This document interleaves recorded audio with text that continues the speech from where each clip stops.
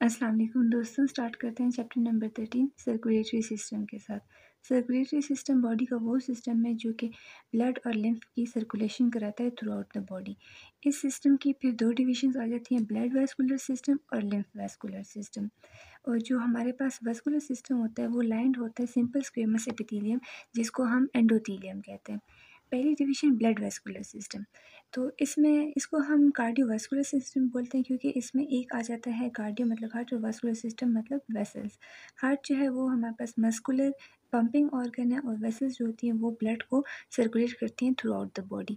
Blood vessels जो हैं वो फिर आ जाती हैं तीन किस्म की, कैपिलरीज, आर्टरीज और वेन्स। कैपिलरीज जो हैं ये हमारे पास डेलिकेट एंडोथेलियल ट्यूब्स होती हैं जो कि आर्टेरियल और वीनस साइड को कनेक्ट करती हैं।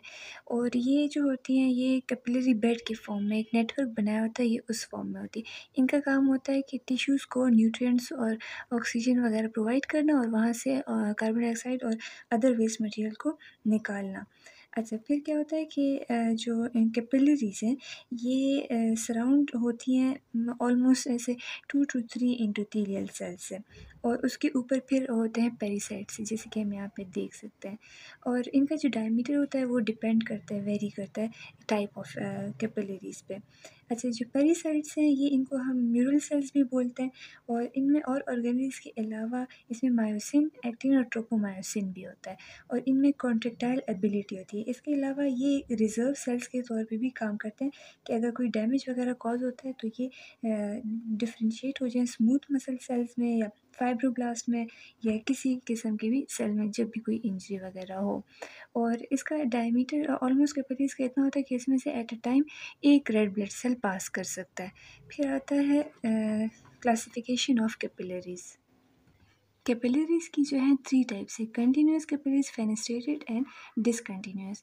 जो कंटीन्यूअस है ये मोस्ट कॉमन टाइप की हैं, मैं ये डायग्राम के थ्रू एक्सप्लेन कर लूँगी। ये मोस्ट कॉमन टाइप की हैं और इसमें क्या होता है कि इसमें कोई इंटरसेलुलर गैप्स नहीं होते हैं। एंडोथेलियल सेल्स जो होते हैं बिल्कुल एक दूसरे के साथ जुड़े होते हैं, और बेसमेंट मेम्ब्रेन जो होता है कंप्लीट और अनइंटरप्टेड होता है। फेनेस्ट्रेटेड में क्या होता है, फेनेस्ट्रेशंस होती हैं मतलब पोर्स होते हैं इन द एंडोथेलियल सेल्स के बीच में। और दूसरे ये बेसमेंट मेम्ब्रेन इसका भी कंप्लीट और अनइंटरप्टेड होता है। और डिसकंटिन्यूअस जो होता है ये इनकम्प्लीट बेसमेंट मेम्ब्रेन होता है, इसमें इंटरसेलुलर गैप्स प्रेजेंट होते हैं। अब ये इनकी डिफरेंट टाइप्स इस वजह से है क्योंकि इनके डिफरेंट फंक्शन होते हैं और ये उसी हिसाब से डिफरेंट लोकेशंस में प्रेजेंट होते हैं। जैसे कंटिन्यूअस कैपिलरीज जो होते हैं मोस्ट कॉमनली ये मसल्स, लंग्स, स्किन और सीएनएस में प्रेजेंट होते हैं। जो फेनेस्ट्रेटेड रहते हैं ये जहाँ पे कुछ हद तक मॉलिक्यूलर एक्सचेंज की ज़रूरत होती है वहाँ प्रेजेंट होते हैं, जैसे कि इंटेस्टाइनल विलाय, रीनल ग्लोमेरुलाई और एंडोक्राइन ग्लैंड्स। और डिसकंटिन्यूअस कैपिलरीज जहाँ पे बहुत ही फ्रीली हमारे पास एक्सचेंज की ज़रूरत होती है, मैक्सिमम एक्सचेंज की, और जहाँ पे हमारे पास सेल्स भी इसके बीच में से निकल सके। तो सेल्स जो होते हैं इस तरह के कैपिलरीज कहाँ पे पाए जाते हैं, लिवर में, स्प्लीन में, बोन मैरो में, और इसके अलावा सुप्रारीनल ग्लैंड्स में भी पाए जाते हैं। इसके बाद आता है general structural pattern of the arteries and veins. इनका जो जनरल स्ट्रक्चर होता है वो सेम ही होता है, लेकिन थोड़ी सी वेरिएशन आती है depending on the type and size. इनकी जो जनरल स्ट्रक्चर है वो उसमें 3 कंसेंट्रिक लेयर्स होती हैं, ट्यूनिका इंटिमा, ट्यूनिका मीडिया और ट्यूनिका एडवेंटिशिया। जो इंटिमा है ये इनर मोस्ट लेयर होती है, और इसमें एक single layer of endothelial lining होती है, और इसके बाहर जो होता है प्रेजेंट होता है लूज कनेक्टिव टिश्यू, जिसको हम सब एंडोथेलियल लेयर कहते हैं। और उसके बाहर होती है इंटरनल इलास्टिक लेमिना, एक लेयर जो कि ट्यूनिका इंटिमा को सेपरेट करती है ट्यूनिका मीडिया से। ट्यूनिका मीडिया जो है मिडिल लेयर है, और इसमें प्रेजेंट होता है layers of smooth muscle fibres, और इसमें variable amount of collagen fibres, elastic fibres, reticular fibres भी प्रेजेंट होता है। और इसमें एक एक्सटर्नल इलास्टिक लेमिना होता है जो कि जंक्शन होता है मीडिया और एडवेंटिशिया का। फिर एडवेंटिशिया में क्या है, ये आउटर मोस्ट कोट है और इसमें कोलेजिनस और इलास्टिक फाइबर्स होते हैं मेनली। और इसमें जो अगर कोई लार्ज वेसल्स हो तो उसमें अपना इसमें अपनी वेसल्स भी होती हैं और अपने नर्व्स भी होती हैं, जिनको वेसा विसोरम और नर्वी विसोरम कहते हैं रिस्पेक्टिवली। फिर आर्टरीज़ पे आते हैं, तो आर्टरीज़ क्या है, वो वेसल्स जो कि ब्लड को हार्ट से अवे लेकर जाती हैं। डिपेंडिंग ऑन द साइज़ ये होती हैं आर्टेरियोल्स, मीडियम साइज़ आर्टरीज़ या लार्ज आर्टरीज़। इनका भी स्ट्रक्चर सिमिलर ही होता है, लेकिन थोड़ी-सी डिफरेंसेस हैं।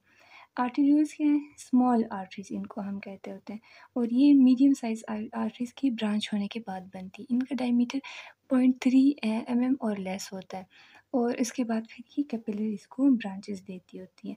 इनकी जो ट्यूनिका इंटिमा है, उसमें एक एंडोथेलियम होता है और वेरी थिन सब एंडोथेलियल कनेक्टिव टिश्यू होता है। इंटरनल इलास्टिक लैमिना जो होता है, वो कुछ आर्टेरियोल्स में हो सकता है जो साइज़ में थोड़ी-सी बड़ी हो, वरना जैसे छोटी जाती है तो उतनी लेयर्स कम होती जाती हैं। मीडिया में 1 और 2 layers of circularly arranged muscle fibres होती हैं, और लार्जर आर्टेरियोल्स में ये 5 लेयर्स तक भी जा सकता है। एडवेंटिशिया में क्या है, एडवेंटिशिया में वही इलास्टिक फाइबर्स और कोलेजिनस फाइबर्स प्रेजेंट है। अच्छा, इसमें क्या है कि ये इनका जो ल्यूमेन होता है वो थिन होता है, मतलब ऐसे नैरो होता है, और इसकी जो तो वो होती है थिकनेस होती है वो ज़्यादा होती है, तो इस वज़ह से ये डायलेट और कंस्ट्रिक्ट बहुत ज़्यादा कर सकता है, तो इस वज़ह से हम इनको chief controllers of systemic blood pressure भी कहते हैं। अच्छा, फिर मीडियम साइज़ आर्टरीज़ जो हैं, इनको हम मस्कुलर आर्टरीज़ भी कहते हैं, क्योंकि इनका जो ट्यूनिक का मीडिया होता है वो बहुत थिक होता है, और ये जो होती हैं ये इनको हम डिस्ट्रीब्यूटिंग आर्टरीज़ कहते हैं, क्योंकि ये ब्लड को डिस्ट्रीब्यूट करती हैं थ्रू रिलैक्सेशन एंड कॉन्ट्रैक्शन। और जो मोस्टली जो हमारे पास नेम्ड आर्टरीज़ हैं वो मीडियम साइज़ आर्टरीज़ होती हैं, जो फॉर एग्ज़ाम्पल एक्सिलरी हो गई या दूसरी कोई हो गई। मीडियम साइज़ आर्टरीज़ का जो ट्यूनिका इंटिमा होता है, वो उसमें तीनों लेयर्स प्रेज़ेंट होती हैं, एंडोथेलियम भी, सब एंडोथेलियल कनेक्टिव टिश्यू भी, और इंटरनल इलास्टिक लैमिना भी। इसका जो इंटरनल इलास्टिक लैमिना होता है वो बहुत प्रोमिनेंट होता है, और वो पोस्टमॉर्टम में अपीयर भी होता है। ट्यूनिका मीडिया में up to 40 layers of circularly arranged smooth muscle fibres होती हैं, और इसका जो एक्सटर्नल इलास्टिक लैमिना है वो इसमें मतलब दिखाई दे भी सकता है और नहीं भी दिखाई दे सकता है। और एडवेंटिशिया जो होता है उस वो इसके जो मस्कुलर आर्टरीज़ होती हैं, मीडियम साइज़ आर्टरीज़, उनका एडवेंटिशिया जो होता है वो थिक होता है। ठीक है? अच्छा, जो लार्ज साइज़ आर्टरीज़ हैं, इनकी क्या होती है कि इनको हम कंडक्टिंग आर्टरीज़ भी बोलते हैं, क्योंकि ये मीडियम साइज़ को कंडक्ट करती होती हैं, मतलब हार्ट जब पंप करता है तो कंडक्टिंग आर्टरीज़ में आता है, फिर उसके बाद मीडियम साइज़ डिस्ट्रीब्यूटिंग आर्टरीज़ में आता है। इनको हम इलास्टिक आर्टरीज़ भी बोलते हैं, क्योंकि इनमें इलास्टिन बहुत ज़्यादा प्रेज़ेंट होता है। इनका इंटिमा जो होता है वो थिक होता है, और इसकी जो होती है इंटरनल इलास्टिक लैमिना, उसको हम नहीं आइडेंटिफ़ाई कर सकते, क्योंकि इलास्टिक टिश्यू बहुत ज़्यादा होता है। और जो मीडिया होता है उसमें यही स्मूथ मसल्स सेल्स होते हैं, कोलेजन फाइबर्स, ये सारा होता है, इलास्टिन भी प्रेज़ेंट होता है।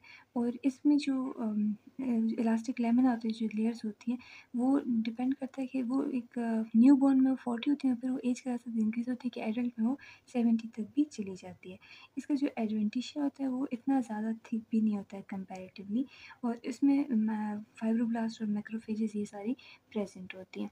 और इस जो इलास्टिक टिश्यू, इसमें जो इतना ज़्यादा इलास्टिक टिश्यू होता है, तो ये क्यों होता है, ताकि ये डायस्टोली के दौरान जो है वो ब्लड प्रेशर को मेंटेन कर सके।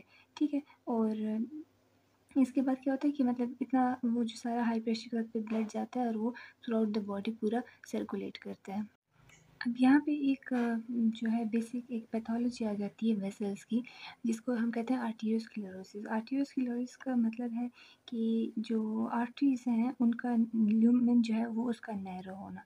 इसकी फिर आगे आर्टेरियोस्क्लेरोसिस, एथेरोस्क्लेरोसिस और मंकी बर्ग्स क्लासिफिक स्क्लेरोसिस, ये इसकी डिफरेंट फॉर्म्स आ जाती हैं, लेकिन बेसिकली ये होता है कि बस इनकी जो वेसल्स की कॉन्ट्रैक्ट और डायलेट होने की सलाहियत है वो कम होती जाती है एज के साथ, या किसी और फैक्टर की वजह से।